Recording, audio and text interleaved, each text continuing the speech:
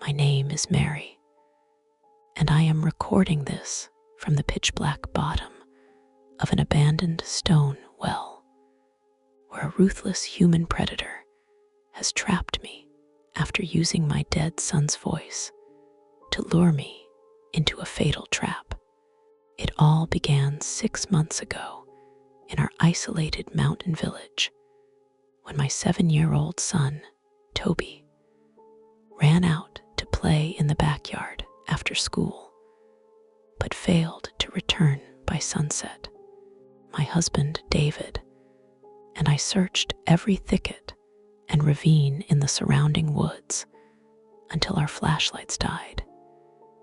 Yet, we found absolutely no physical trace of him. As weeks turned into agonizing months, the local volunteers abandoned the search, leaving me to wander the rocky paths alone while calling out Toby's name until my throat was raw. Our lives crumbled under the weight of the silence, and David began working double shifts at the distant lumber mill just to escape the suffocating grief that filled our quiet home.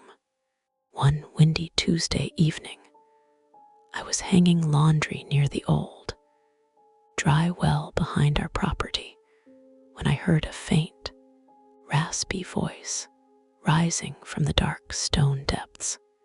The voice sounded exactly like Toby, crying out that he was cold and scared in the dark, and it begged me to come down and save him immediately.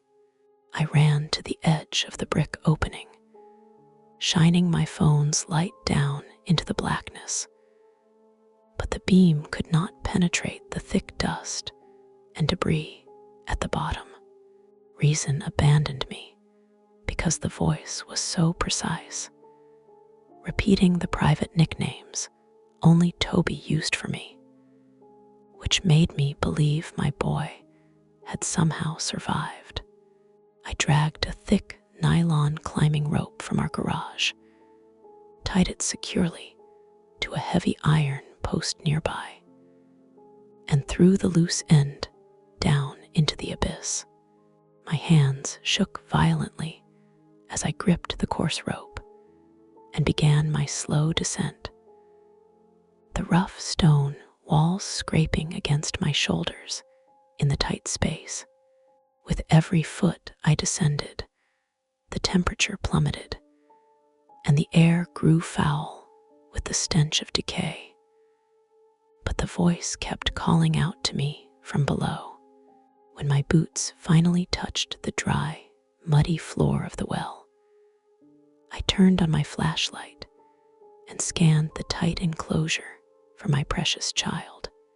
The beam of light landed on a small pile of tattered red fabric, and my heart stopped when I recognized the exact jacket Toby wore on the afternoon he vanished. I knelt in the dirt and pulled the fabric toward me, only for a small, clean skull and a heap of tiny human bones to spill out onto the cold ground. The realization that my son had been dead for months struck me like a physical blow, and I collapsed onto the skeletal remains while sobbing hysterically in the dark. Suddenly, the voice calling my name from the darkness ceased completely, replaced by a low, mocking chuckle that echoed from the opening far above me. I looked up toward the small circle of dim moonlight at the top of the well, and I saw a tall, solid human figure leaning over the edge.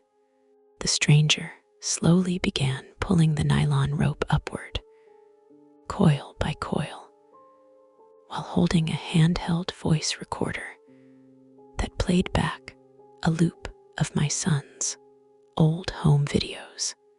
I screamed at the top of my lungs for the man to stop, but the rope disappeared over the edge entirely, leaving me trapped 20 feet underground with no way to climb out. The heavy wooden cover of the well was dragged over the opening, cutting off almost all the light and sealing me in a cold, suffocating tomb with my son's remains. I frantically clawed at the slimy stone walls until my fingernails broke and bled. But the masonry was completely smooth and offered no handholds for an escape.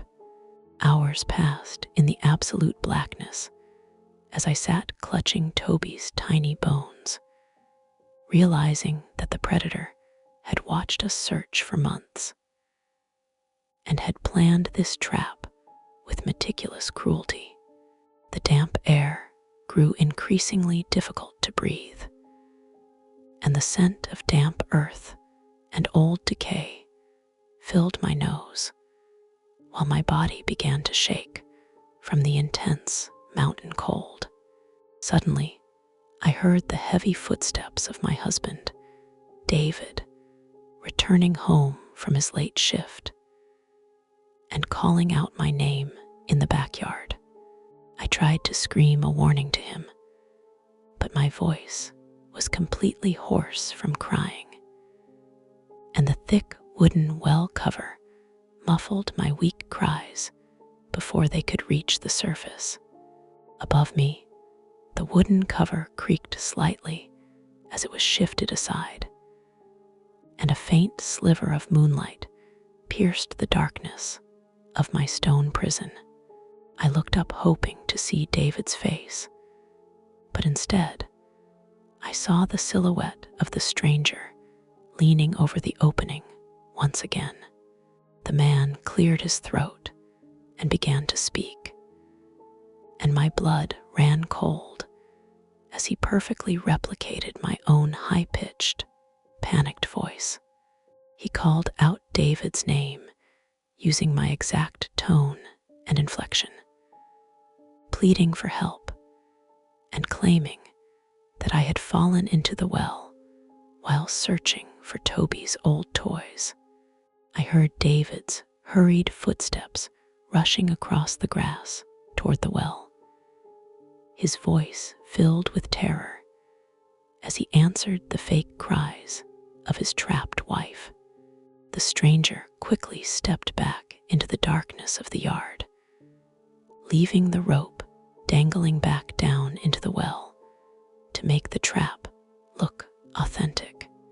David reached the edge of the well and peered down, his flashlight beam washing over me as I waved my arms frantically to signal him to run away. Before I could form a coherent word to warn him, the stranger lunged from the darkness behind David and struck him hard across the head with a heavy iron pipe. David's limp body tumbled over the edge, falling heavily onto the hard dirt floor beside me with a sickening thud that left him completely motionless. The stranger leaned over the opening one last time to pull the rope up permanently, sealing the heavy wooden cover shut with thick metal bolts from the outside. In the absolute, suffocating darkness, I crawled over to my unconscious husband and held his bleeding head in my lap, knowing that no one would ever search this abandoned well for us.